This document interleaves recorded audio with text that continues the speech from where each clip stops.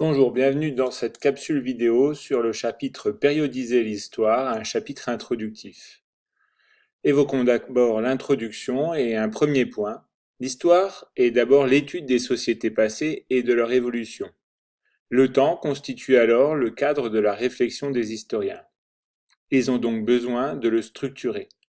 La chronologie est ainsi étroitement associée à l'histoire afin d'ordonner entre eux les faits auxquels les historiens donnent du sens par leur analyse, leurs explications. En France, l'histoire est divisée en 4 périodes, mais cette vision occidentale n'est pas forcément adaptée aux autres cultures. Le temps lui-même a en effet son histoire et chaque civilisation le voit et le découpe à sa manière.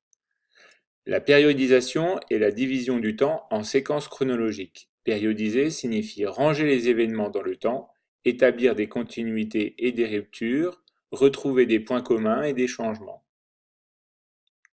À quoi sert la périodisation?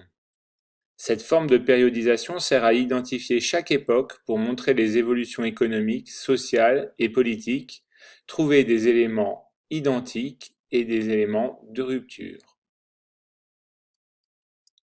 Grand 1. Penser et maîtriser le temps. Petit a. La question du calendrier et de la périodisation. La volonté humaine de maîtriser le temps s'est traduite dès l'apparition des premières civilisations par l'élaboration de calendriers.